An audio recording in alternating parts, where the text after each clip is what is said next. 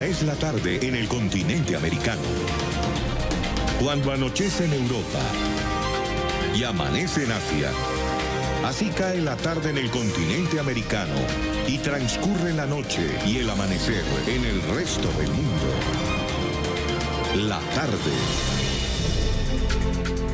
Hola, bienvenidos a la tarde de NTN 24, el canal de las Américas. Soy Idania Chirinos. Como siempre, un gusto y un compromiso acompañarlos. Hoy viernes, cuando termina una semana más. Más adelante, este será tema de análisis en el programa. Ahora, cuando son las 5:05 minutos en la costa este de los Estados Unidos, comenzamos hoy en Colombia, que recibe la certificación por parte de los Estados Unidos como un país comprometido con la lucha antidrogas. El presidente Trump envió un memorándum al Departamento de Estado en el que certifica que la nación sudamericana continúa siendo un aliado estratégico en el combate contra este flagelo. Nuestra cadena aliada, Noticias RCN, preparó este informe. El presidente Donald Trump envió un memorando para el secretario de Estado donde certifica que Colombia sigue siendo un aliado estratégico para la lucha contra el narcotráfico. El mandatario resaltó además que Estados Unidos trabajará de la mano con el presidente Iván Duque para que en 2023 se alcance la meta conjunta de reducir a la mitad los cultivos de coca y la producción de cocaína. El presidente Iván Duque ha tenido progresos en la tarea de reducir la producción de cocaína y el cultivo de coca, que están en niveles récord, heredados de su predecesor y en los esfuerzos para restablecer el programa de erradicación aérea liderado por Colombia. El pasado 5 de agosto, los senadores Marco Rubio y Rick Scott escribieron una carta a Trump pidiéndole reconocer los esfuerzos de Colombia en la lucha antinarcóticos. La noticia llega 2 años después de que Estados Unidos amenazara con desertificar a nuestro país por el aumento de coca sembrada en el entonces gobierno de Juan Manuel Santos. En el mismo documento, el gobierno Trump señaló que Venezuela y Bolivia no cumplen con los acuerdos internacionales antinarcóticos. Con el fin de la dictadura de Maduro y sus elementos criminales, Estados Unidos tendrá una mejor oportunidad de trabajar con Venezuela para detener el flujo de drogas desde Sudamérica. Lanzó una dura advertencia además contra México, a quien le pidió hacer más para evitar el flujo de droga por la frontera sur.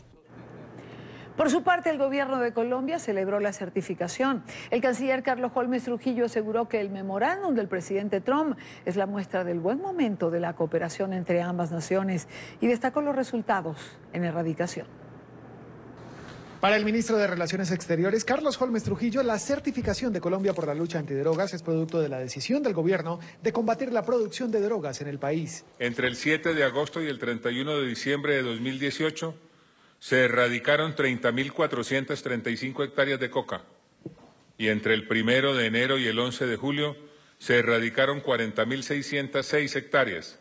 Es decir, en lo corrido del gobierno van 71.041 hectáreas de coca erradicadas. El canciller reiteró que la intención del gobierno nacional es implementar todas las herramientas que permitan luchar contra la expansión de los cultivos de coca. Y en ese sentido, para el gobierno nacional, la aspersión aérea es otra forma de avanzar en la erradicación de los cultivos ilícitos sin exponer la vida y seguridad de quienes adelantan esta tarea. Según cifras oficiales, 11 personas han muerto y 86 han resultado heridas en labores de erradicación desde agosto de 2018. El consejero para la estabilización enfatizó en la sustitución voluntaria. Utilizar todos los mecanismos a disposición, tanto los de erradicación forzosa, pero también el de sustitución voluntaria, es el modo correcto de ir acabando con ese flagelo que tanto nos afecta a los colombianos.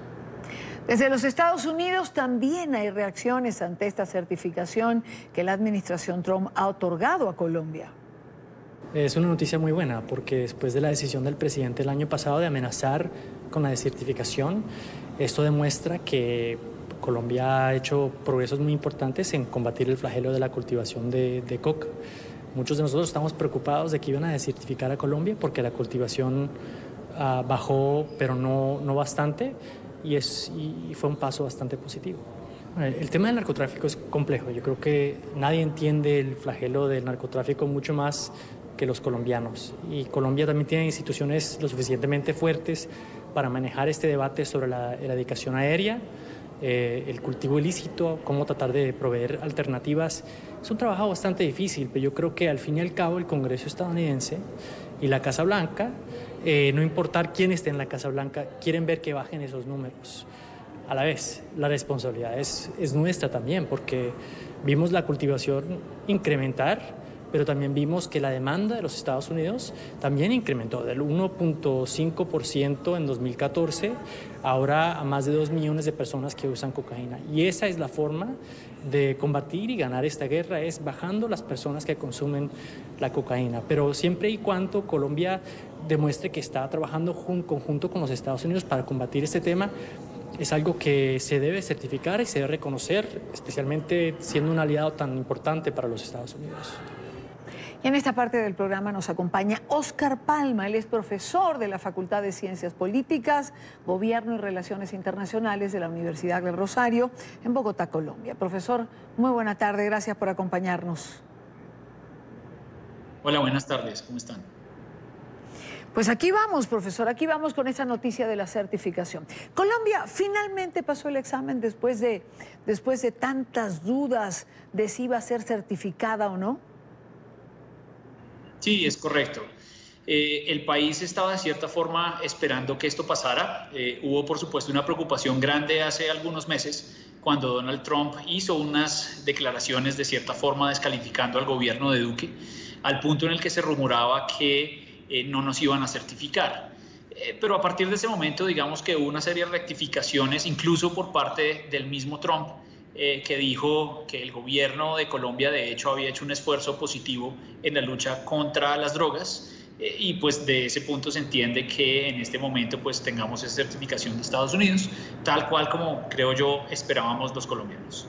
Ahora, ¿cómo entender, profesor Palma, que por una parte se certifique y por la otra se incluya a Colombia en la lista de países que más siembran y producen cocaína? Lo que pasa es que, pues, a pesar de que se logró frenar la tendencia del crecimiento de los cultivos en Colombia, Colombia sigue siendo un productor principal de cocaína en el mundo. Es decir, estamos produciendo incluso 5% más de cocaína, o por lo menos potencial producción de cocaína comparado con el año anterior.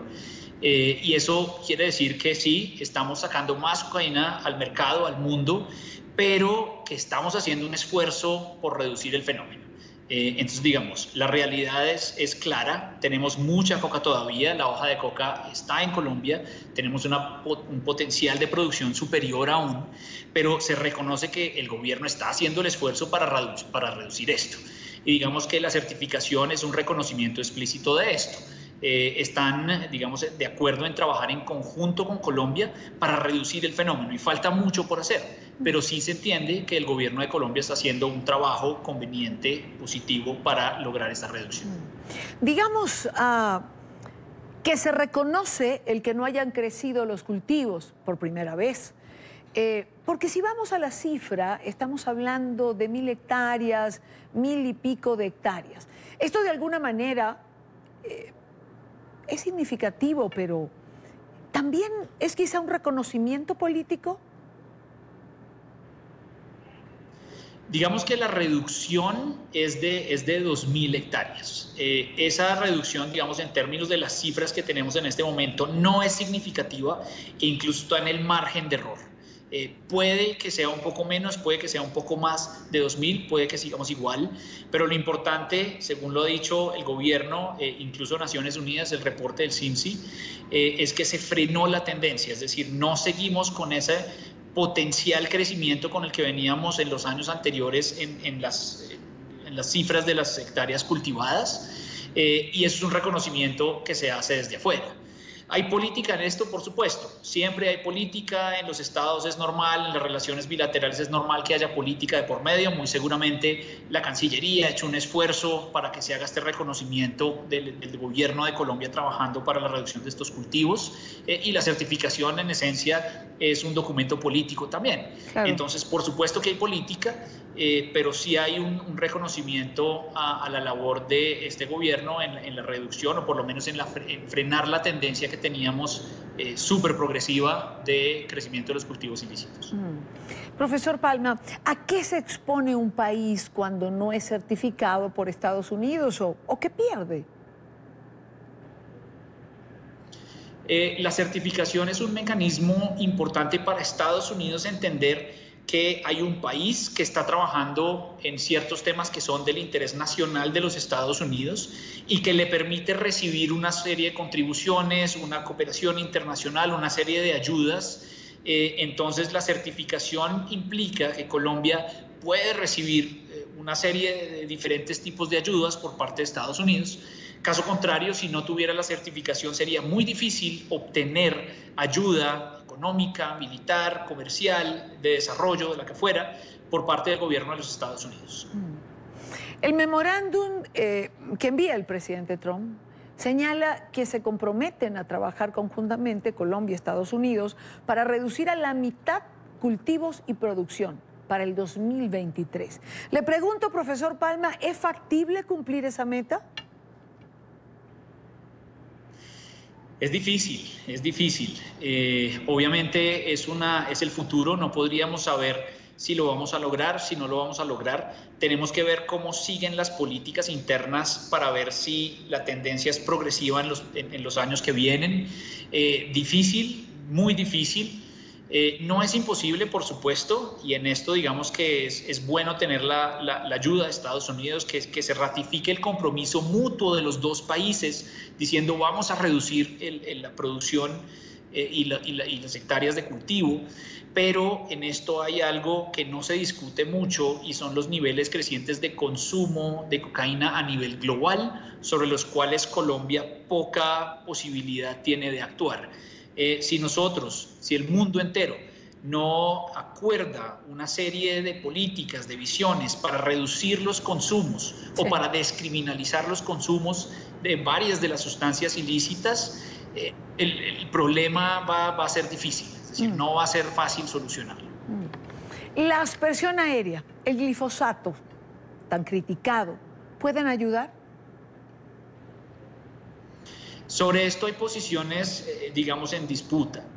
En el pasado se ha utilizado la aspersión, pero la aspersión no necesariamente significó el fin de los cultivos en Colombia. Si bien se redujeron significativamente algunas áreas en algunos departamentos del país, el cultivo sencillamente se desplazó hacia otras regiones más cerca de las fronteras. Hoy vemos el fenómeno de Catatumbo, el fenómeno de Putumayo, de cierta forma el Bajo Cauca, y vemos también una concentración, digamos que los cultivos comenzaron a camuflarse, por así decirlo, entre otros cultivos lícitos para evitar, digamos, esa política de la fumigación. Entonces, fumigar es, digamos, un instrumento más de la política, pero para nada representa la solución absoluta al problema. Nos puede ayudar, sin duda, a reducir en algunas partes, si se hace estratégicamente, si cumple, por supuesto, los requisitos que impuso la Corte Constitucional, pero no es la solución definitiva al problema, no nos lleva al fin de las motivaciones que originan, digamos, el problema de los cultivos ilícitos. Claro. También el problema, profesor Palma, es la disparidad de recursos. Es decir, esto también termina siendo un problema económico. Y es la remuneración que quizá paga el crimen organizado, la que quizás no pueda pagar el Estado por cultivos alternativos.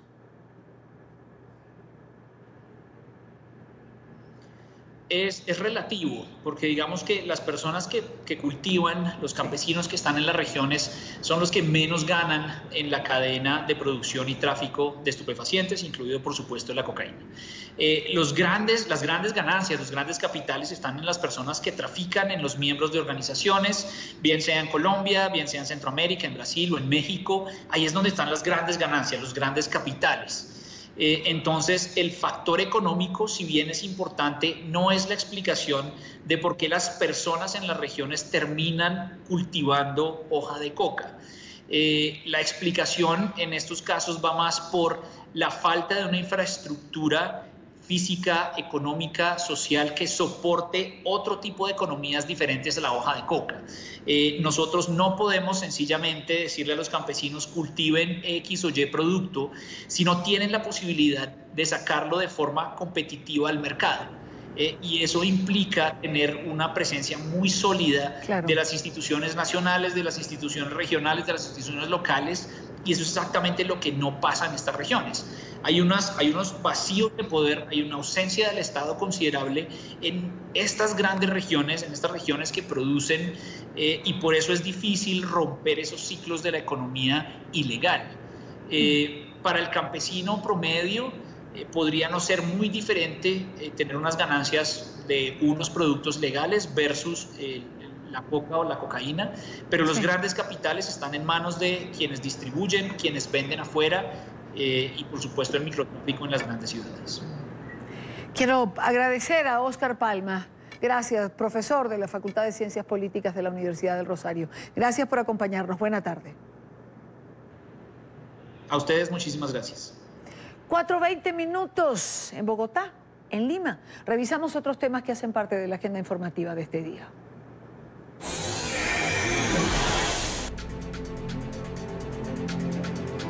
Es noticia el expresidente Rafael Correa. La Fiscalía General del Ecuador ha solicitado prisión preventiva en su contra. Durante una audiencia pública en la Corte Nacional de Justicia, la fiscal general Diana Salazar ha pedido encarcelar a Correa, radicado hoy en Bélgica, por presuntos delitos de cohecho y asociación ilícita en el marco de la investigación Sobornos 2012-2016. La Fiscalía también solicitó prisión preventiva para el ex vicepresidente Jorge Glass, el ex secretario del Agua Walter Solís y el exsecretario de la Administración Vinicio Alvarado. El Ministerio Público investiga aportes irregulares al movimiento oficialista Alianza País, organización de la cual Correa era el líder.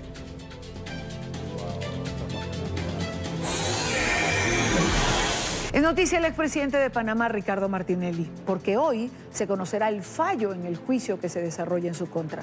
¿Culpable o inocente? La Fiscalía pidió una condena de 21 años de prisión para Martinelli por violación del secreto y del derecho a la intimidad y de 2 formas de peculado. La defensa del expresidente centró la mayor parte de su alegato final en denunciar la persecución política en contra del expresidente.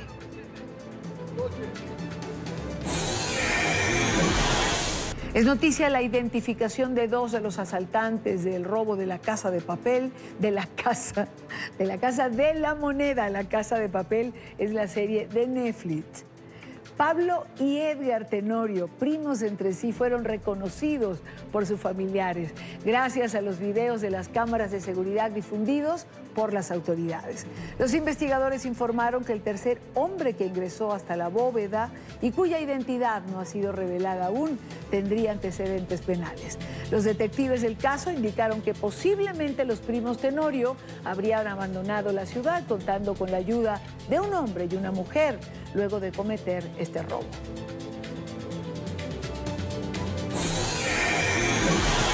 Es noticia argentina, donde este domingo se estarán realizando las que se denominan PASO, elecciones primarias abiertas, simultáneas y obligatorias, que servirán para que los argentinos conozcan cómo están las alianzas de cara a las elecciones definitivas el próximo mes de octubre, en las que elegirán presidente para los próximos 4 años.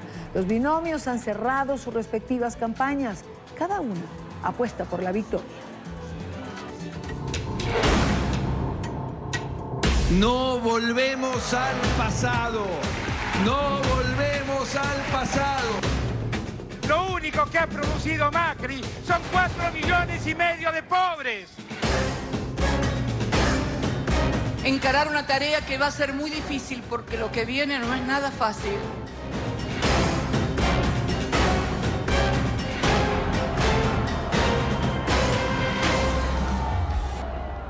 Nos acompaña Jorge Sigal, él es periodista y analista político. Nos acompaña en Argentina. Señor Sigal, muy buena tarde, gracias por estar aquí. Buenas tardes, al contrario, gracias a ustedes por llamarme. ¿Cómo llegamos a este domingo? ¿Cómo está el ánimo de participación, que finalmente es lo más importante en las PASO, para que de alguna manera se produzca lo que muchos denominan la gran encuesta? Bueno, yo creo que hay un clima de mucha polarización en la Argentina.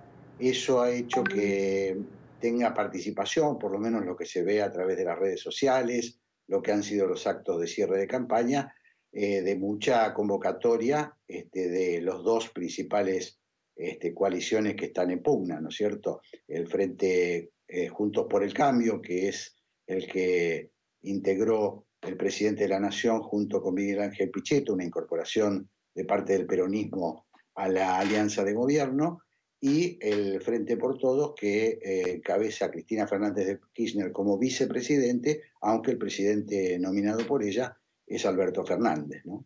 Es decir, que son elecciones que han tomado, yo diría, un dramatismo diferente al de otras que hemos tenido, y que algunos equiparan con la de 1983, cuando la Argentina restituyó su sistema democrático. ¿Por qué? Porque, bueno, por lo menos para algunos, y entre los que me incluyo, el día domingo de alguna manera se plebiscita la forma de gobierno que la Argentina va a elegir. Si va a continuar fortaleciendo un sistema republicano, democrático, con libertades de expresión, o va a optar por volver a un sistema que muchos consideramos autoritario y proclive al populismo autoritario, ¿no? Ahora, bueno, así de importantes son y así se ha planteado estas próximas elecciones. Y quizá el temor de que el kirchnerismo pueda volver, pueda regresar a la Argentina, que ese temor, leía comentarios, ha hecho que el presidente Macri, que viene subiendo sostenidamente desde hace 3 meses, pues haya prácticamente igualado los números con la fórmula de Cristina Fernández. Bueno, eso están indicando algunas encuestas con la relatividad que esto tiene, digamos, el resultado lo vamos a saber recién el domingo, porque bueno, las encuestas de opinión, como se sabe en el mundo entero, tienen algunas limitaciones. Hay que tener en cuenta que la mayoría de las encuestas se hacen por vía telefónica, que la vía telefónica que se utiliza es la del teléfono fijo que en la Argentina, como pasará en el resto del mundo, prácticamente no tiene más cabida, por lo menos en los sectores más populares que utilizan teléfonos celulares. Por lo tanto, sí, tenemos cierta expectativa porque el clima que se ha generado, la idea que están dando las diversas consultoras de opinión, es que el presidente ha recuperado muchísimo la imagen y estaría equiparada la elección del domingo y la perspectiva para octubre. Es decir, hay una paridad, lo cual le aumenta el dramatismo a la elección. Pero nosotros no podemos descartar de que la fórmula opositora, que con esta connotación que yo le daba, por supuesto, ¿no? Tenga chances de hacerse con la mayoría, ¿no? Claro. El gobierno está previendo, por lo que dice Off the Record, que puede haber una diferencia de hasta 3-4 puntos a favor de la alianza opositora, lo cual lo dejaría en no malas condiciones, yo diría que buenas, para enfrentar las elecciones definitivas, las verdaderas, las que son las de octubre. ¿No? Las de octubre. A eso iba, señor Sigal. Sí. Posibilidades de acortar la distancia, posibilidades de cambiar los resultados que puedan arrojar la consulta del domingo para el mes de octubre en esas elecciones definitivas. Bueno, esto usted muy bien lo explicaba, ¿no? Las PASO son una especie de gran encuesta.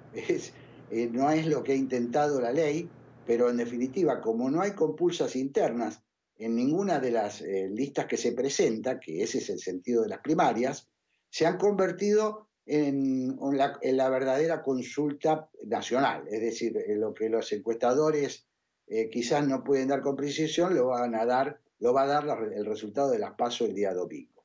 Eso tiene una influencia muy grande. ¿Por qué? Porque cuando vayamos a las elecciones de octubre, una parte de los electores que quizás en estas PASO, sabiendo que no se define la presidencia ni los cargos electivos, podrían optar por fórmulas afines a algunas de las dos listas o independientes de las dos listas, pero que tienen otros candidatos, como es el caso de Roberto Labaña que es un candidato que se presenta como una especie de tercera vía. Sí.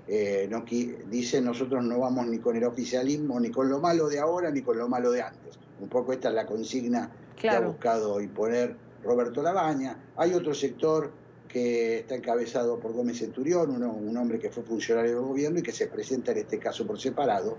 Y lo mismo algún segmento de la izquierda que va con listas propias a las PASO, pero que algunos de los votantes, tanto de los sectores de centro como de los sectores de izquierda, puedan, en un escenario de polarización, finalmente en las elecciones definitivas, inclinarse por alguno de los dos candidatos que puedan ser presidente y vicepresidente de la Nación, ¿no?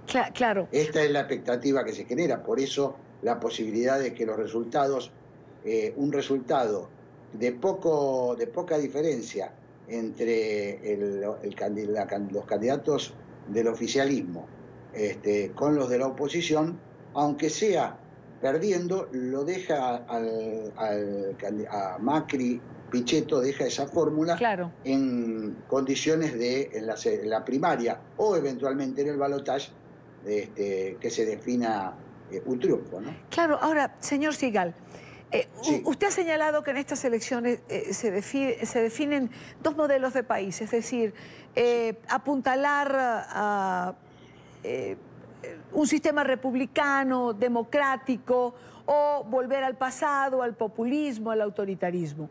En ese orden de ideas, ¿qué banderas ha enarbolado cada fórmula? El oficialismo ha hecho, por supuesto, hincapié en sus fortalezas. ¿Cuáles son sus fortalezas?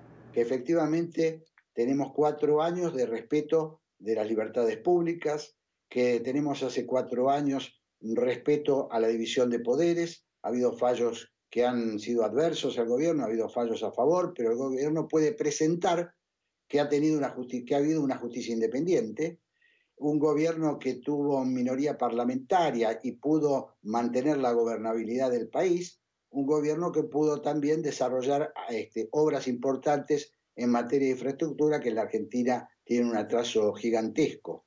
Esto es lo positivo.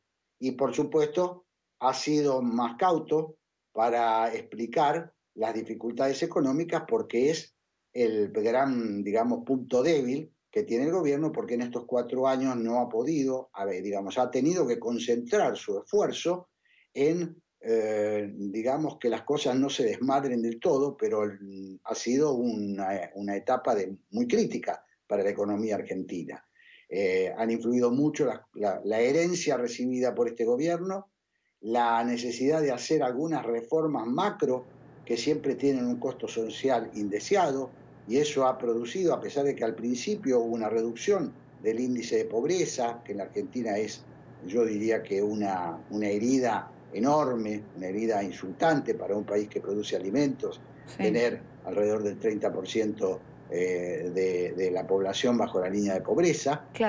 Esto se había reducido en la primera etapa del gobierno, volvió a crecer luego de una violenta devaluación que tuvo la Argentina hace un año, y entonces el gobierno, por supuesto, ha hecho hincapié en su fuerte, es decir, necesitamos hacer esto para que las cosas no empeoren y, al contrario, para poder seguir haciendo las reformas económicas de fondo que necesita la Argentina. La oposición, por supuesto, ha tratado de concentrar, el frente de kirchnerista ha tratado de concentrar sus críticas en el lugar más débil del oficialismo, que es la economía. Entonces, si ustedes quieren volver, digamos, a tener economías, digamos, que la gente vuelva a tener sueldos importantes, salario, empleo, subvención, salario, empleo, vótenos para terminar con esta situación. Yo creo que lo último... Sí. No, le quería hacer una última pregunta en relación a la abstención. ¿En las PASO la abstención es significativa o tienen una concurrencia masiva?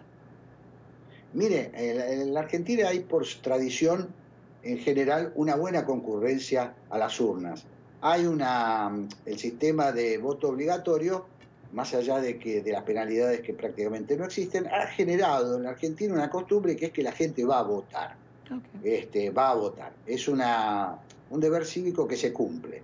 Pero bueno, al ser estas elecciones, tener este carácter tan particular de no decidir en la práctica mucho, aparentemente, una de las hincapié que ha puesto el gobierno es decir a la gente lo importante que es ir a las urnas, porque indudablemente al gobierno le conviene muchísimo la presencia masiva de la población en las urnas, porque el voto independiente, el voto menos comprometido, menos alineado, es el voto que puede decidir su destino. Entonces ha hecho mucha fuerza para que la gente vaya este domingo y no crea que no se decide nada en las urnas, ¿no? Pues quiero darle las gracias a Jorge Sigal, periodista, analista político. Muchísimas gracias, señor Sigal, por estar con nosotros. Al contrario, ha sido muy amable, ¿eh? Les mando un beso para todos.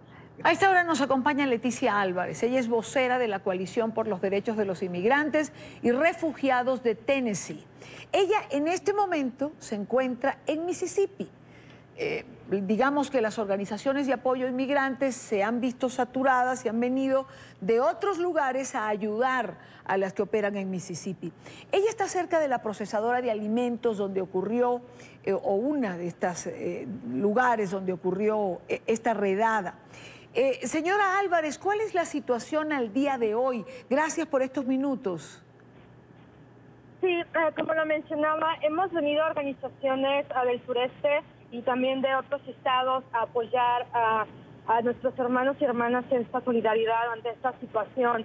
Mississippi es un estado donde no hay muchas organizaciones pro-inmigrantes. Es por eso que hemos llegado para apoyar logísticamente a las familias y también a las iglesias, entre las pocas organizaciones que se encuentran acá.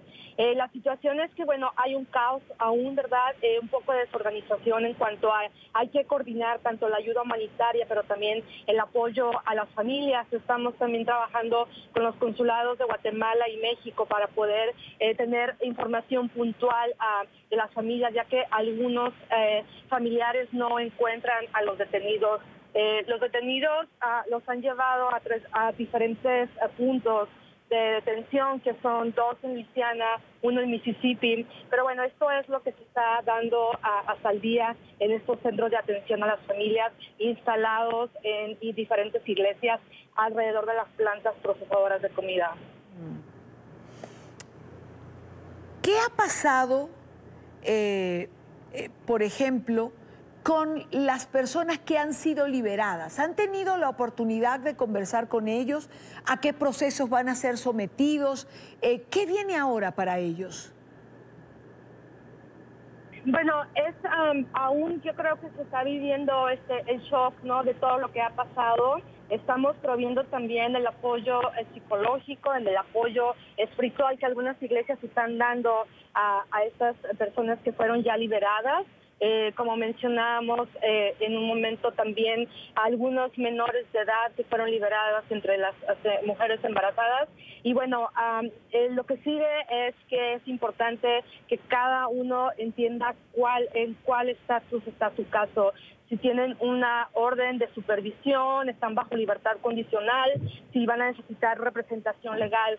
Ya organizaciones nacionales también se preparan para dar diagnósticos legales, así como lo están haciendo los respectivos consulados con sus connacionales, pero nosotros como organizaciones de la sociedad civil también nos concede a que podamos asegurarnos que ellos entiendan cuál es su proceso y cuál es su siguiente paso en cada caso. Claro. Señora Álvarez, ¿qué pasa con los hijos de las personas que permanecen detenidas? Es decir, algunos tendrán familia, otros no. ¿Quién se está encargando de ellos? ¿Qué pasa con esto? ¿Qué nos puede decir? Bueno, algunos de ellos se encuentran en iglesias donde pertenecían o donde eran miembros, con sus vecinos, con sus familiares, pero también muchos de ellos no tienen poderes notariales. Esto es también un llamado a la comunidad en general, la importancia de tener los poderes notariales en caso de eventualidades como esta. Es decir, es importante tomar esta previsión para los inmigrantes que tienen, o los migrantes que tienen hijos y que pueden estar sujetos a una circunstancia como esta. Así es, porque estos niños están vulnerables, ¿verdad? Hay una vulnerabilidno en que el Estado incluso pueda tomar posesión de ellos en un momento, custodia de ellos, por no tener un poder o no tener un tutor oficial. Así que, bueno, ahorita estamos tratando de encontrar cuántos casos hay de estos niños para poder también coordinar los poderes notariales, incluso aunque los padres estén en detención. Bueno, mejor dicho, no es una circunstancia fácil. Comenzamos diciendo lo complicado que es para las organizaciones de apoyo a los migrantes este momento tan particular, y si están llegando es porque evidentemente están saturadas para poder prestar apoyo a todas estas familias. Así es, y más en estados donde no hay presencia de organizaciones.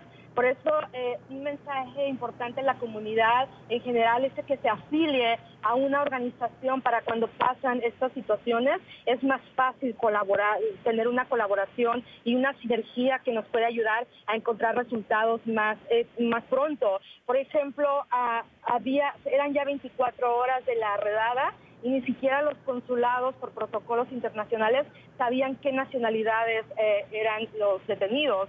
Entonces, tampoco las familias sabían dónde estaban, y muchos de ellos ni siquiera sabían que sus vecinos o compañeros de trabajo que trabajaban en la planta, de dónde eran, de qué países, ni cuáles eran sus apellidos.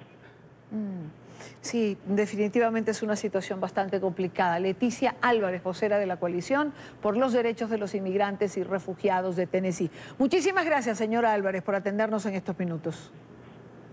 Así es. Buena tarde. Ella está trasladándose de un lugar a otro, por eso la teníamos en línea telefónica. A lo largo de toda esta semana hemos hecho una cobertura de lo ocurrido en El Paso, en Texas. Emiliana Molina se trasladó a la zona y pudo vivir en primera persona el duelo, la reacción de los habitantes, la posición de las autoridades. NTN 24 acompañó a esta comunidad después del tiroteo que dejó 22 muertos y 24 heridos.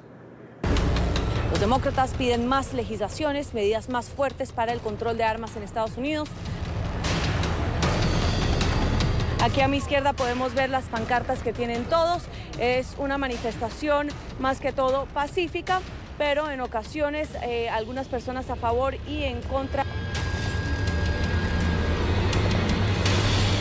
Una ciudad al sur de Texas que ha sufrido y ha sido escenario del mayor crimen racista en contra de la comunidad hispana en la historia moderna de Estados Unidos.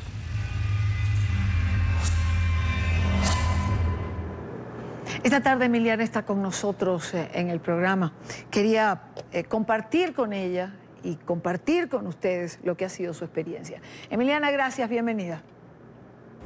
Gracias a ti, Ida. Emi, ¿qué te trajiste contigo a tu regreso a Washington del Paso? ¿Qué te dejaron esos días que pudiste compartir con esa comunidad herida, con sus pobladores? ¿Qué llevaste de allí? La unión, definitivamente, la fortaleza de los paceños y las ganas de salir adelante a pesar de haber sido víctimas de la peor masacre contra hispanos en la historia moderna de Estados Unidos. A pesar de lo que vivieron en los últimos días, creo que me llevo de verdad la unidad con la que enviaban mensajes de condolencias a los familiares y las ganas que tenían de salir adelante de esta situación y de no luchar contra el odio con más odio, sino más bien por medio de mensajes de amor y hablando, por supuesto, con legisladores para lograr un cambio aquí en Washington. Emiliana, si algo pude recoger a través de tus entrevistas fue la sensación de sorpresa, la sensación de no es verdad, esto no nos puede estar pasando a nosotros. Creo que nunca pudieron imaginar los pobladores del Paso que algo así les podía suceder. No, jamás, Ida, porque El Paso es una de las ciudades, de hecho, más seguras en Estados Unidos. Es una población donde el 80% de las personas que viven ahí son hispanas y que cuentan con índices de criminalidad sumamente bajos, a pesar de ser una ciudad que está en toda la frontera con Juárez. Entonces, lo que me comentaban las personas con las que hablamos durante el transcurso de estos 3-4 días era que, claro, es una comunidad muy católica y que está de hecho muy pendiente con las noticias y siempre veían que ocurrían este tipo de tiroteos en Estados Unidos, pero jamás se imaginaron que fuera a tocar su puerta y que fuera una persona, un autor blanco, que venía directamente con un propósito de asesinar a hispanos. Claro. Ahora, la pregunta es, ¿cómo esto les cambia la vida? ¿Cómo superan el temor que lógicamente pueden sentir? Pues yo creo que por ahora lo que están intentando hacer es salir adelante de la situación. Muchos, de hecho, me comentaban que sí, todavía sentían temor y de hecho esto se vio un poco intensificado, este sentimiento, porque días después de la masacre, las autoridades detuvieron a un sospechoso, otro hombre blanco, entre sus 20 años de edad, justo enfrente de un centro de hispanos, un centro que le ayuda a la comunidad hispana, se llama el Centro Carmelita. Estaba en un pick-up que en la parte de atrás, si ven las imágenes en redes sociales, tiene una imagen del presidente estadounidense Donald Trump con un rifle AR-15, que es el rifle que se ha utilizado en muchos de los tiroteos alrededor de Estados Unidos. Y este hombre tenía no solo guantes como de cirugía, guantes azules, sino que también tenía un cuchillo, municiones y una pistola. Y las autoridades lo liberaron horas después porque, claro, no había cometido ningún delito, simplemente estaba en su vehículo viendo por la ventana de ese centro de hispanos y caminando a sus alrededores, pero no llevó a cabo ningún ataque. Entonces, después de haber vivido una masacre donde 22 personas fallecieron y ocurrió un incidente como estos, días después, ¿cómo puede una comunidad salir adelante si no han ni siquiera logrado superar esta masacre? Entonces, el temor continúa. Lo que me comentaban las personas con las que hablábamos era que se sentían un poco inseguros, sí, pero que sabían que iban a salir adelante juntos porque es una comunidad también muy pequeña y todos se conocen. Claro. Ahora que mencionas al presidente Trump, te tocó cubrir su visita allí en El Paso. Tristemente la polarización podíamos percibirla en los testimonios que recogías. ¿Cómo se vivió ese momento? Pues es bastante difícil y de hecho muchos decían que el presidente tenía una oportunidad de oro en sus manos haciendo esa visita y visitando a las víctimas en los hospitales, porque tenía la oportunidad desde la oficina oval, donde es la persona que tiene todo el poder de Estados Unidos y casi que del mundo, de llevar a cabo o divulgar un mensaje conciliador, y no lo hizo. O sea, lo han criticado mucho porque en las imágenes donde lo puedes ver con las víctimas en los hospitales, sale posando con las manos así y sonriendo. Y lo han comparado con presidentes como Bill Clinton, como Bush, como Obama, que salen en imágenes como en tiroteos como Sandy Hook, abrazando a las víctimas y ninguno sonriendo. De hecho, algunos presidentes, expresidentes, con lágrimas en los ojos. Entonces, las personas del Paso, muchas opinan que el Ejecutivo no envió un mensaje conciliador y de hecho a la misma hora que Trump estaba visitando a las víctimas, congresistas de la oposición como Verónica Escobar estaban llevando a cabo también una contraprotesta donde se vieron decenas de personas con pancartas en contra del Ejecutivo y culpándolo directamente por el vocabulario que ha utilizado y la retórica de sus discursos de que se haya llevado a cabo esta masacre contra inmigrantes hispanos. Finalmente, Emiliana, en el fondo, de alguna manera, todos en El Paso, en otros lugares, tienen la convicción de que eventos de este tipo pueden volver a ocurrir. Y cuando digo todos, también te incluyo, ¿no? Pues sí, de hecho, lo que más me afectó a mí fue cuando llegamos. O sea, habían creado como una vigilia muy linda enfrente del Walmart, donde ocurrió el tiroteo, pero la energía era tan sumamente pesada que ya de por sí, tú conoces nuestro trabajo, es bastante difícil, toma mucha adrenalina, mucho estrés. Se sentía que te drenaba aún más, como esa energía negra que se sentía alrededor como del Walmart. Las personas estaban llorando entre lágrimas. Entonces, claro, te acerca muchísimo más a esa realidad que, gracias a Dios, por ahora no ha tocado mi puerta y espero que nunca ocurra, pero sí te pone muy de frente de la situación, de los hechos, y te pone a pensar en que claro que te puede pasar a ti, porque tienes a las víctimas enfrente hablando de la situación. De hecho, casualmente, cumplí años el miércoles y lo pasé en una funeraria. Entonces, cuando me llegaban los mensajes de cumpleaños y mis papás me decían, wow, bueno, mi familia me dice, Nana, qué triste que estás en una funeraria, pero bueno, estás haciendo lo que te gusta. Y de hecho, lo que yo más bien me traje de ese día y de esa situación fue, sí, estoy en una funeraria, pero esta profesión me está recordando a mantener los pies en la tierra, porque estoy cumpliendo años y estoy viva. Y aquí estas familiares, estas personas que tengo enfrente, están enterrando a sus seres queridos. Conozco la sensación.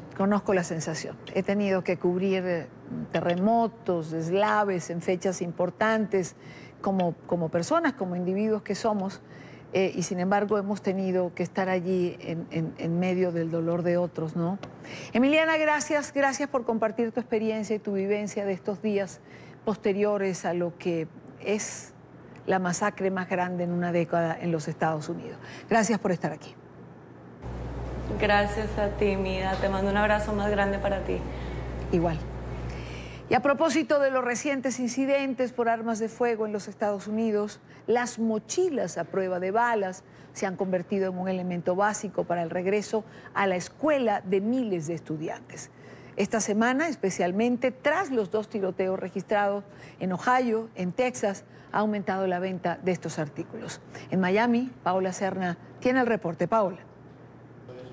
Hola, ¿qué tal? Muy buenas tardes. Pues bien, para muchos de nosotros, este es un morral convencional que utilizamos para guardar los útiles escolares, que los niños utilizan también para llevar sus cuadernos, sus juguetes, incluso cartas de amor. Sin embargo, los tiempos han cambiado y en la última semana aquí en Estados Unidos, después de las masacres que se han realizado y previo al inicio de la temporada escolar a finales de agosto, pues se ha aumentado un 200% la compra de este tipo de morrales blindados que protegen la vida de los niños aquí en los Estados Unidos. Nuestro Backpack Insert, que es nivel 3A, protección hasta 44 Magnum.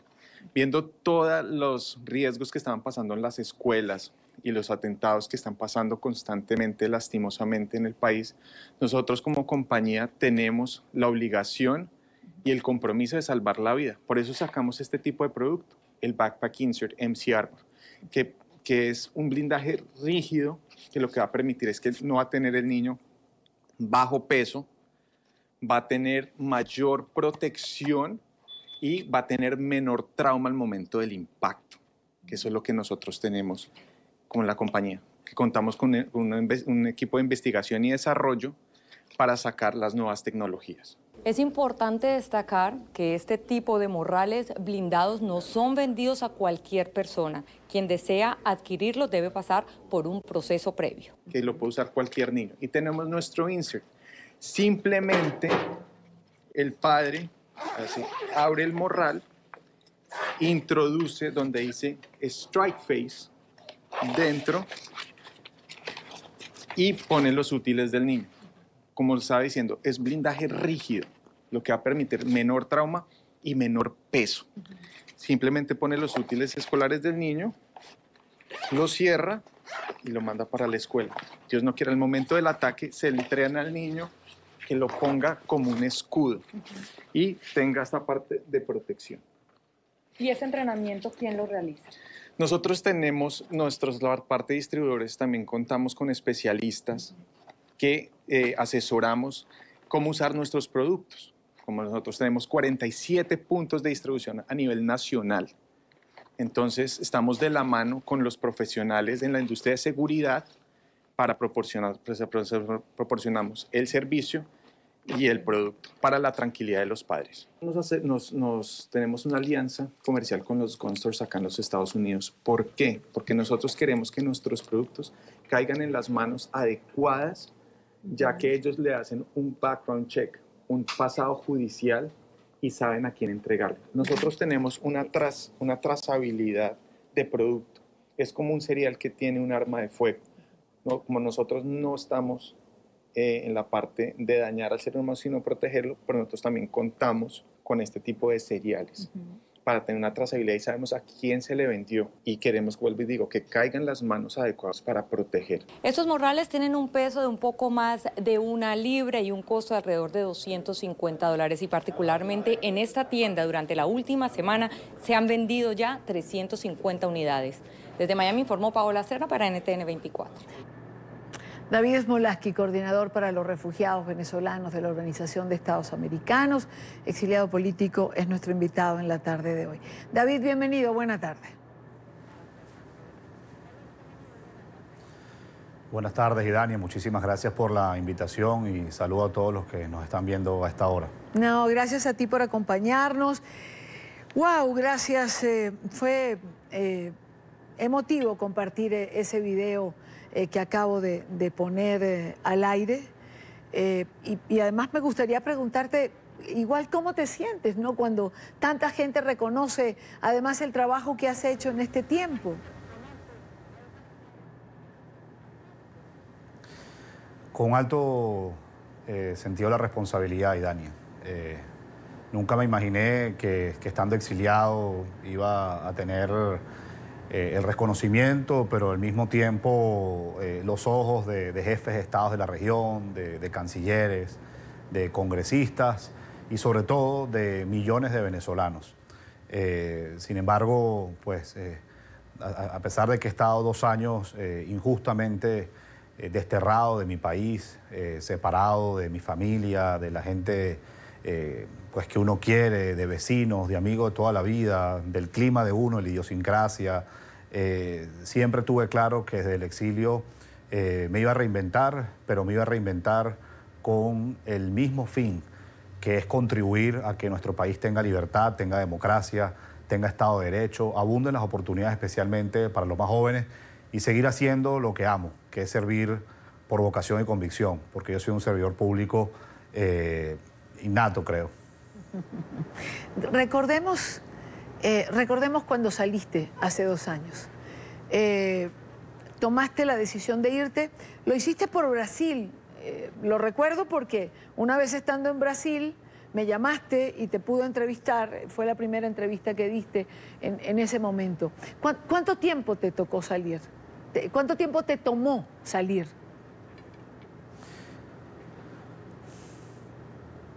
Bueno, hace 2 años exactamente, el Tribunal Supremo de Justicia de la dictadura ordena mi arresto, me destituye como alcalde y me inhabilita. Esto sucedió por una gestión que se destacó por la transparencia, la participación ciudadana y la disminución de más de 80% de los secuestros en los tiempos donde pues, Venezuela ha padecido más de la violencia, de los grupos armados.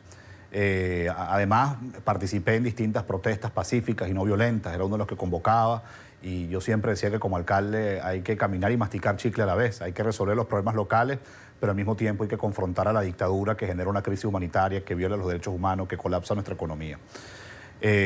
Así que ese 9 de agosto de 2017 pues ordenan mi arresto, paso 35 días en clandestinidad, durmiendo en distintos sitios, me toma entre 3 y 4 días recorrer más de 1.100 kilómetros, pasar 35 puntos de control, incluso cambiar mi aspecto físico, iba como un seminarista sin barba, que es la barba que he tenido de que era estudiante, con lentes, con una boina, hasta que logro llegar a Brasil. Y en Brasil la Policía Federal me da resguardo. El ex canciller Aloysio Núñez, a quien siempre estaría agradecido y ojalá pueda ver esta entrevista, me recibe en Itamaraty, que es la Cancillería brasileña. Ahí hago público el 14 de septiembre de 2019 que ya estaba fuera de Venezuela, que mi exilio había comenzado. Y desde ese entonces, pues, ya son 2 años donde he estado por distintas etapas, pero como te decía anteriormente, con la misma determinación de servir por vocación y convicción a mi país, porque lo que yo más anhelo es que Venezuela sea un país libre, sea un país seguro, sea un país donde haya justicia y sea un país donde los que hoy son niños, los que hoy son adolescentes y las próximas generaciones pues puedan disfrutar de esa Venezuela que a ti y a mí en los últimos años no hemos podido disfrutar por un régimen criminal. Así es, así es. Nuestro equipo de producción encontró la entrevista, la estábamos viendo mientras hablabas ahorita, y ciertamente sin tu barba, y conversábamos. Ahí está, la tengo en imagen en este momento, ¿no? Ese David sin... bueno, ahí ya le estaba un poquito saliendo la barba. David, son 24 meses, 730 días. No, yo recuerdo esa entrevista. Sí, dime.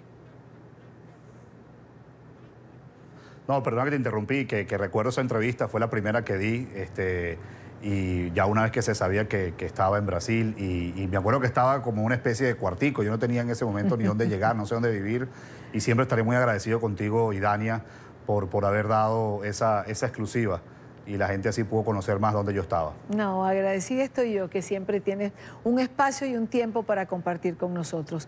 David, son 2 años, 24 meses, 730 días. ¿Qué ha significado este tiempo en tu vida? Mira, mucho. En primer lugar, a mí me ayudó bastante saber que tenía un número y que iba a variar cuando cayera esa guillotina. Vi tantos compañeros de política, otros servidores públicos que injustamente arrestaron, que siguen estando hoy presos, como Leopoldo López, por ejemplo, aunque hoy esté en una embajada, pues sigue estando limitado. O el caso de Antonio Ledesma, o el caso de Daniel Ceballos, y fueron 13 alcaldes que destituyeron y la mitad de ellos estuvieron presos.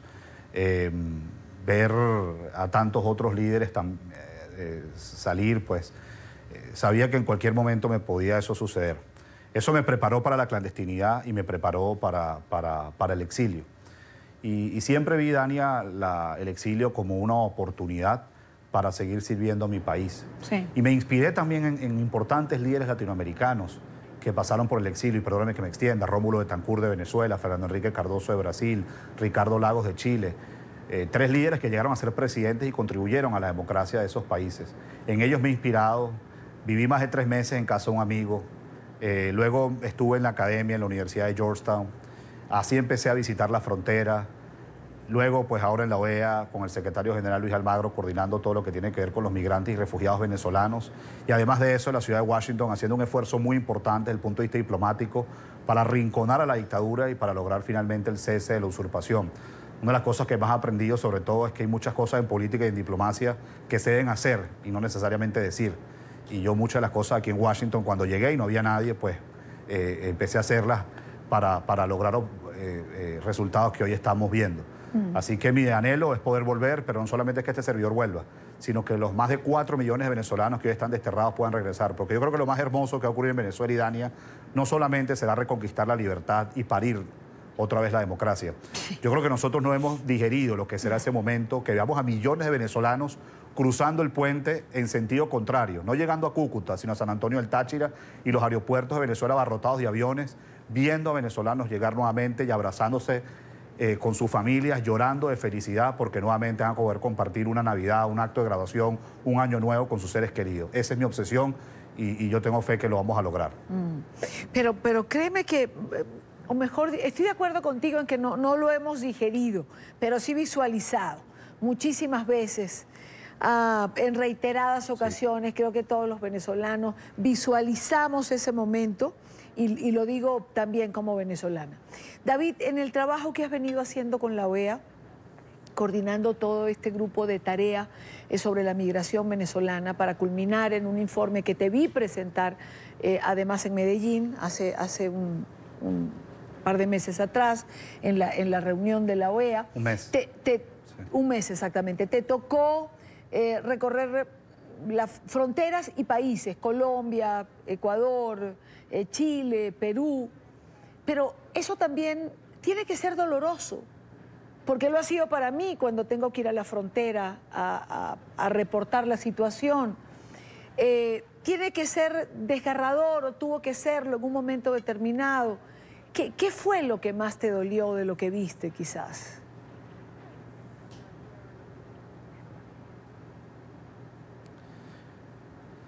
Que es una avalancha humana abandonando su país. Yo he llamado a este fenómeno migratorio que es un deslave humano. Imagínense una montaña viniéndose abajo, pero en vez de que se vengan árboles, tierra, piedra y agua, se está viniendo gente. Niños, adolescentes, jóvenes, adultos, personas de tercera edad, personas con discapacidad, personas de sectores populares, de zonas rurales, de urbanizaciones, personas con difteria, con malaria, niños con síntomas de nutrición, mujeres embarazadas que llegan a Boavista en Brasil desesperadamente a dar a luz, o que llegan a un hospital en Cúcuta desesperadamente a dar a luz. Ver a venezolanos tomar un peñero para tratar de llegar a Curazao, Aruba, Trinidad y Tobago.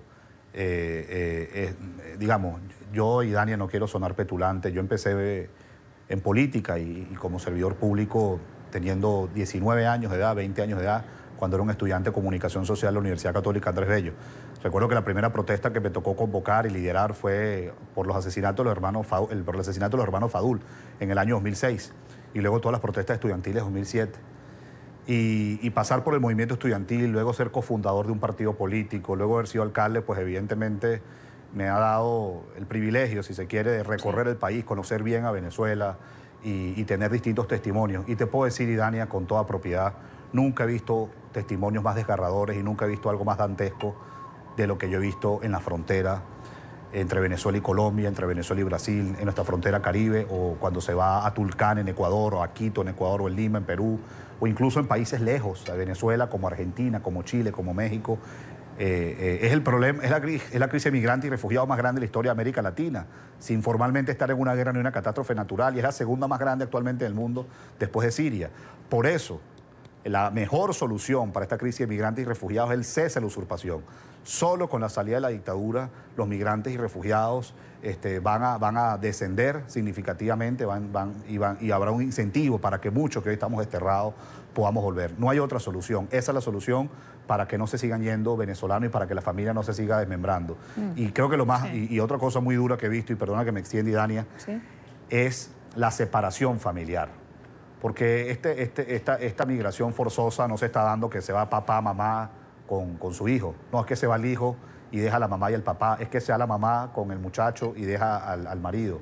O es que se despiden de los abuelos. Tengo tantos testimonios de jóvenes diciéndole adiós a sus abuelos que tienen más de 80 años, no pueden moverse, no saben cuánto más van a vivir, ellos no saben cuándo van a regresar, y ya basta de tanto sufrimiento, ya basta de tanta injusticia, ya basta de tanta pesadilla, porque todo esto lo han generado Hugo Chávez, Nicolás Maduro, Diosdado Cabello y una mafia que ha literalmente secuestrado al pueblo venezolano y ha hecho en nuestro territorio un santuario para grupos irregulares, para grupos criminales, y que además ha permitido a agentes externos como Rusia y Cuba saquear nuestras riquezas. Ya basta de eso. David, cuando presentaste el informe hace un mes, la cifra era de 4 millones, pero evidentemente eso era la presentación de un informe que se venía haciendo meses atrás. ¿Cuál es la proyección a final de año 2019 de venezolanos fuera? Y Dani, al momento que me hace esta entrevista, desde la coordinación de la Secretaría General de la OEA para la crisis de migrantes y refugiados venezolanos, estamos manejando ya 4.300.000 migrantes y refugiados venezolanos. Son 1,5 millones que hay en Colombia, 860.000 que hay en Perú, más de 300.000 que hay en Ecuador y 300.000 que hay en Chile. Eso en términos absolutos. Como he dicho en otras ocasiones, en términos relativos siguen siendo las islas de Aruba y Curazao las que más venezolanos tienen, donde el 15% de la población de esas islas ya es venezolana. Si la crisis humanitaria en Venezuela perdura, si la tiranía en Venezuela perdura, si el colapso económico, el colapso de los servicios básicos, la violencia generalizada y la violación de derechos humanos en Venezuela perdura, esas son las determinantes por las cuales los venezolanos se están yendo, pudiésemos estar hablando de al menos 5 millones de migrantes y refugiados venezolanos para finales de 2019, y lo que es peor, si esto llegase a prolongarse hasta el año 2020, Venezuela pudiese estar mejor dicho, voy a repetir, si para el año 2020 continuase la crisis humanitaria, el colapso económico, el colapso de los servicios básicos y la violencia generalizada en Venezuela, se pudiese estar igualando o superando a Siria, que es el país hoy que más refugiados tiene, con 6.300.000, producto de una guerra que ha durado más de 8 años. Así que urge, es imperativo que nosotros salgamos de la dictadura, que haya el cese de la usurpación, que la comunidad internacional actúe para proteger a millones de venezolanos, no solamente que están desterrados, sino a millones de venezolanos que amanecen todos los días en nuestro país debatiéndose entre la vida y la muerte porque no hay comida y no hay medicina. Y de esa forma no solamente nos beneficiaremos los venezolanos cuando cese la usurpación, sino se va a beneficiar la región. La dictadura hoy no solamente afecta y amenaza a los venezolanos, se ha convertido en una amenaza para el hemisferio y es algo que no solamente los venezolanos somos los que estamos llamados a actuar, sino también la región está llamada a actuar e incluso considerar opciones más allá de la diplomacia. Bueno, opciones más allá de la diplomacia es lo que mucha gente pide, sin embargo, también se quiere una salida pacífica a la crisis. 20 años después no sé cuán pacífica puede ser esa salida. Lo cierto es que Venezuela es una amenaza en la región, que Venezuela puede desestabilizar las economías de la región y que urge una solución y una salida. No sé cuál sea, David, creo que nadie la tiene clara, pero creo que hay conciencia en este momento de que hay que tener una salida porque es una necesidad, no solo para los venezolanos, sino para la región en general.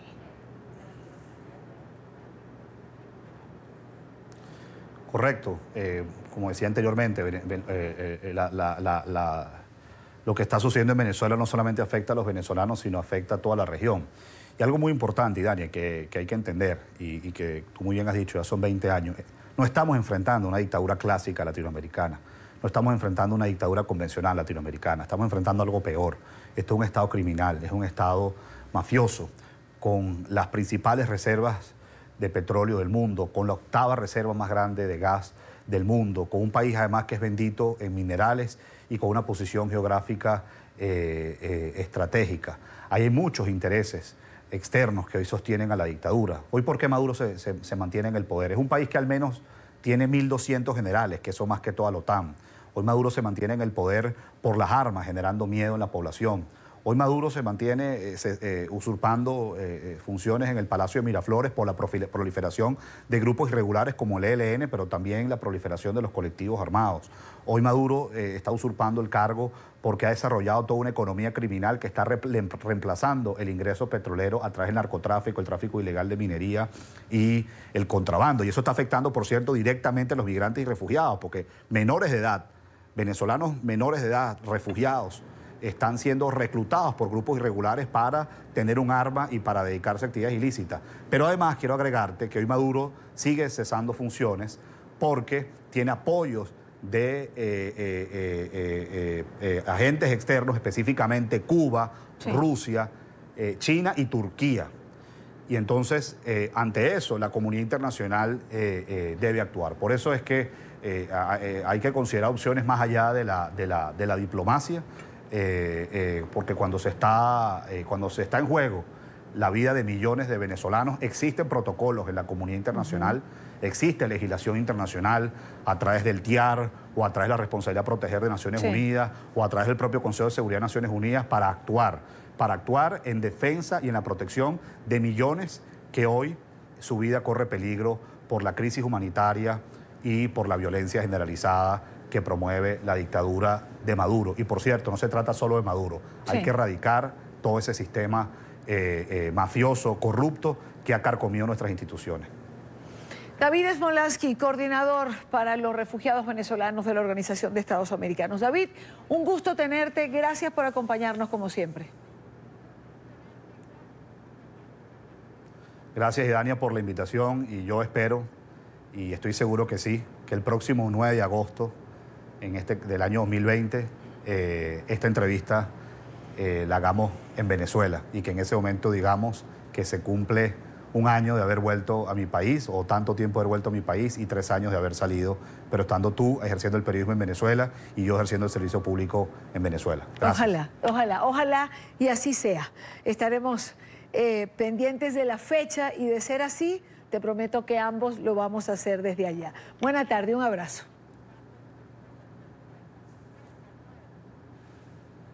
Gracias.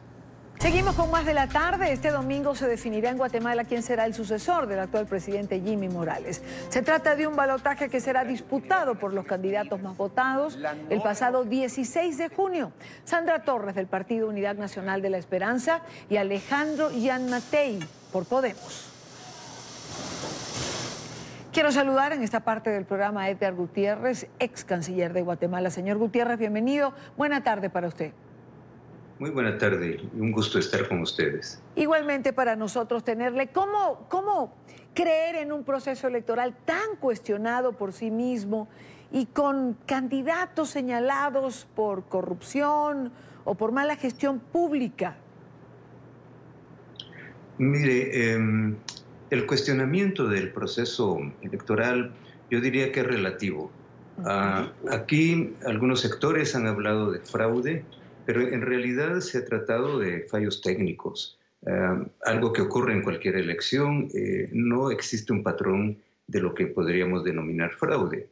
Ahora, ¿cómo llegan estos dos candidatos a la recta final? Tiene que ver también mucho con las reglas del juego. Hubo una reforma a la ley electoral hace 3 años y esa reforma limitó, por un lado, el periodo de la campaña, pero por otro lado también limitó la publicidad. De manera que los políticos que ya eran conocidos por el público fueron los que tuvieron ventaja sobre aquellos que querían posicionarse. Pero hay señalamientos, por ejemplo, señalamientos hechos contra el proceso que se dio contra Telma Aldana, que era candidata. Hay señalamientos de que hubo manipulación para sacar de la contienda electoral a quienes de alguna manera estaban favorecidos por los guatemaltecos. Bueno, hay 2 casos. El caso de Telma Aldana, la exfiscal, y el caso de Suri Ríos, hija del dictador Efraín Ríos Montt, y ambas aparecían en las encuestas con alta preferencia de voto. Ahora, en el caso de Telma Aldana, sí ocurrió un descuido, probablemente, y es que ella no contaba con lo que llamamos acá finiquito, o sea, con un certificado de haber terminado bien su gestión como fiscal. Y al no contar con esto, era imposible prácticamente su inscripción, porque muchos otros candidatos a alcaldes, a diputados, estaban en la misma situación y tampoco fueron inscritos. En el caso de Suri Ríos, que aparecía segunda en las preferencias de voto, hay una, ¿cómo le dijeron? Una prohibición constitucional, que hijos o descendientes de dictadores no podrían participar, ni los propios dictadores. Esta es la tercera sentencia que se le aplica a ella, por lo tanto ya hace jurisprudencia y no va a poder competir en el futuro, salvo que se modifique ese artículo constitucional. Ok. Canciller Gutiérrez, ¿cree usted entonces que el proceso electoral va a dejar satisfechos a los guatemaltecos? Es decir, ¿se siente usted tranquilo con el proceso electoral hasta ahora? Bueno, mire, desde el punto de vista de una competencia democrática, yo diría que seguimos atados a las viejas prácticas. Financiamiento electoral oculto, clientelismo, dádivas para comprar votos, pero eso tiene que ver con las reglas. Pero por otro lado, tenemos un sistema político muy débil. No le diría yo que podemos hablar de partidos políticos propiamente dichos acá en Guatemala. Estamos hablando de maquinarias, estamos hablando de empresas, de negocios que hacen de la política una empresa de alta rentabilidad. Entonces, la verdad es que yo en lo particular y mucha gente más no nos sentimos representados por estos líderes, ni creemos en sus propuestas, porque son propuestas recicladas cada 4 años que siempre quedan en el olvido. Por eso es que el país ha entrado en una espiral de crisis y casi yo le diría de inviabilidad y con riesgos de que se quiebre esta frágil democracia. A eso que usted refiere, es lo que uno percibe dentro de la población que quiere un cambio. Cambio que pareciera pues, no estar sobre la mesa con las dos opciones que van a esta contienda. ¿Esto de una u otra manera no fomentará la abstención? Bueno, mire, en la primera ronda ya tuvimos una abstención del 40%, que para Guatemala es alta, porque habíamos logrado superar el 70% de participación. Sí, efectivamente hay indiferencia, no tienen credibilidad los candidatos, los partidos políticos.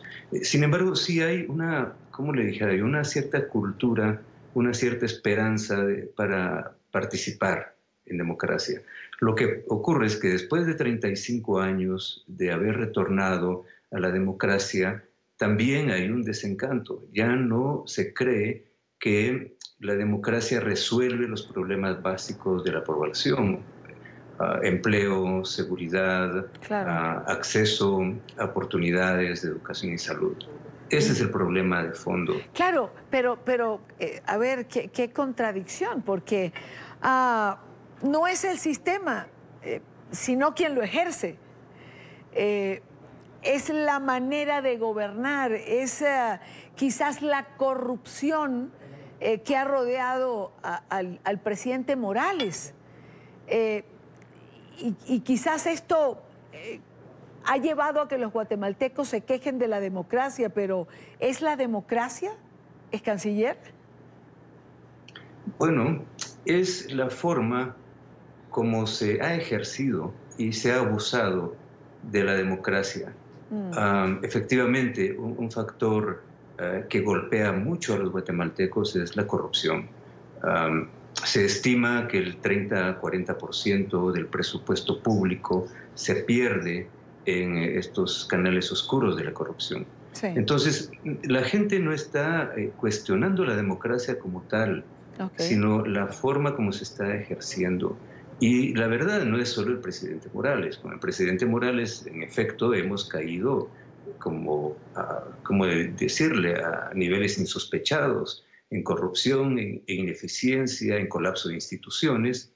Pero la corrupción es un régimen que está establecido desde hace muchos años y justamente en 2015, cuando se empezó una batida sistemática contra redes de corrupción, y le digo, no solo la corrupción vista desde el ángulo de funcionarios públicos, sino la corrupción vista como una avenida de doble sentido, donde hay corruptos, pero también hay corruptores. Y ese esfuerzo que ha hecho la Comisión Internacional contra la Impunidad en Guatemala, por cierto, coordinada por un notable colombiano, el señor Iván Velázquez, cuando se iba avanzando en este camino, Jimmy Morales, con cierta complicidad del presidente Donald Trump, han truncado el esfuerzo y estamos en riesgo de tener un retroceso en lo que habíamos alcanzado en los últimos años. Sí, ojalá y no sea así. Edgar Gutiérrez, ex canciller de Guatemala, muchísimas gracias por acompañarnos. Un gusto saludarles. Y al cierre, una imagen que da la vuelta al mundo. El actor estadounidense Richard Gere llevó víveres al barco de la ONG española Open Arms, que se encuentra a la espera de que le indiquen un puerto en el que desembarcar a 121 inmigrantes salvados en el Mediterráneo central hace una semana atrás.